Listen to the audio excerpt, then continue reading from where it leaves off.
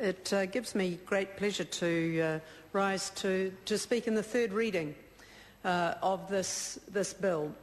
Mr. Speaker, while it may give me great pleasure, I'm sure that it will give Lane Jager and Carol Ward of Zespri even greater pleasure to know that the third reading of this bill is now before the House, and so it will pass in a matter of minutes. I make that reference to Zespri because as we have traversed in the second reading committee stages and now into the third reading, we'll continue to traverse the benefits of this free trade agreement. It is clear that as far as export of goods is concerned, this is indeed a very high quality free trade agreement that within very short order in comparison to other free trade agreements, we will see almost all tariffs eliminated from our goods exported into Malaysia. So by 2016, 99.5% of our goods will be tariff-free.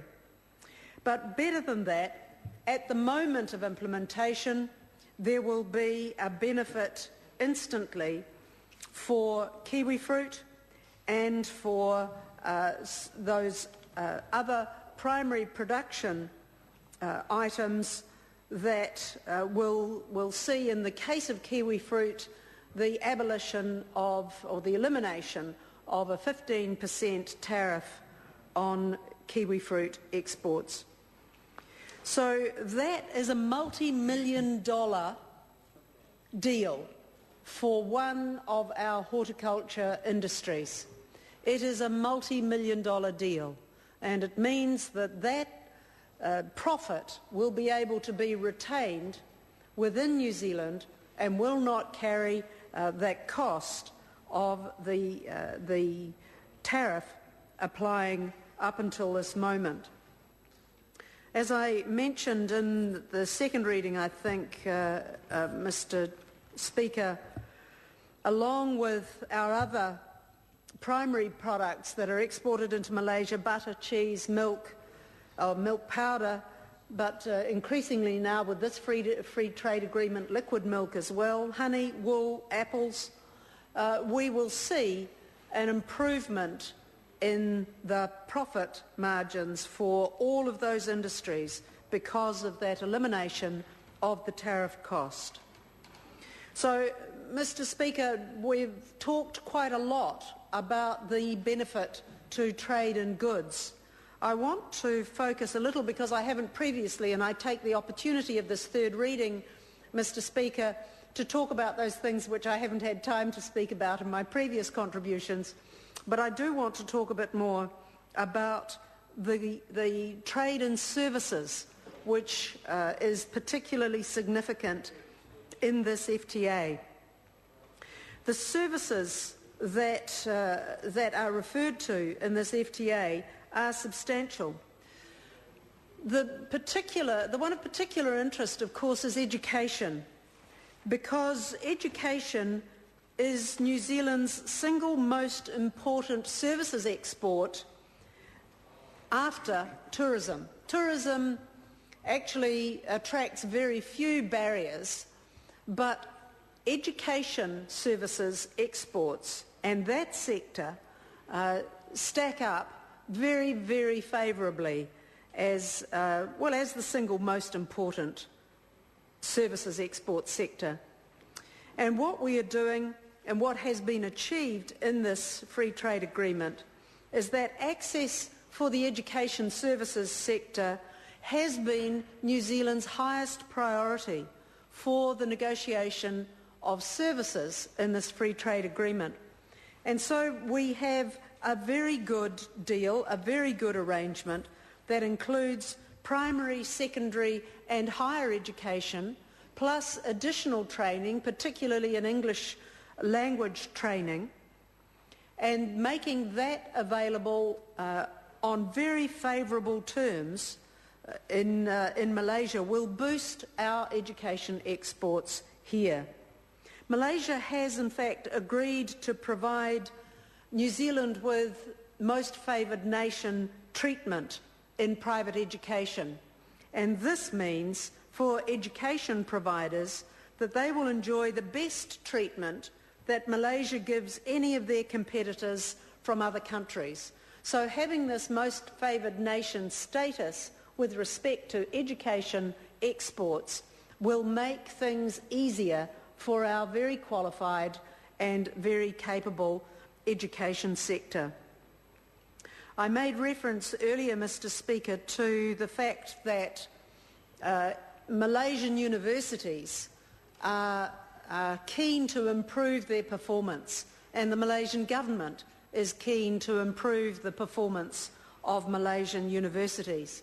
And that is an area where, with our research and teaching record in our tertiary education sector, we can assist, and that also benefits New Zealand. I want to say a couple of other things, Mr. Speaker, about this agreement in general.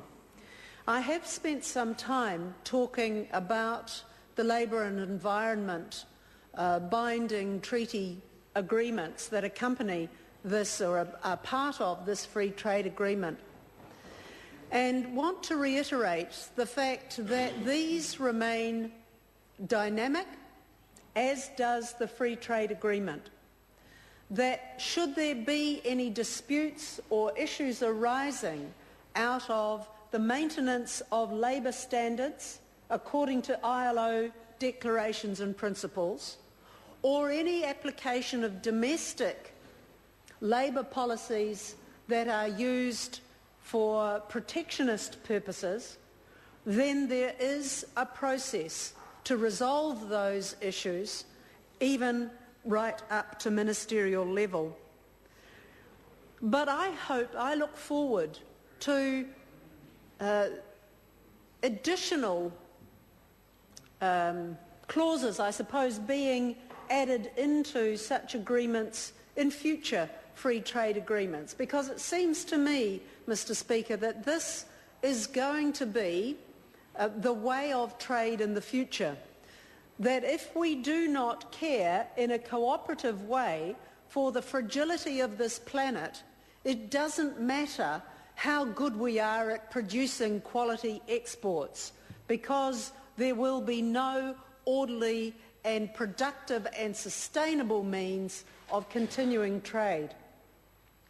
And I can't overstate that, because in the end that remains the most critical basis on which we engage with other countries. Either we have a sustainable planet or we don't. And if these agreements can be used to enhance cooperative arrangements for sustainability, for sustainable production and sustainable trade arrangements, then so much the better.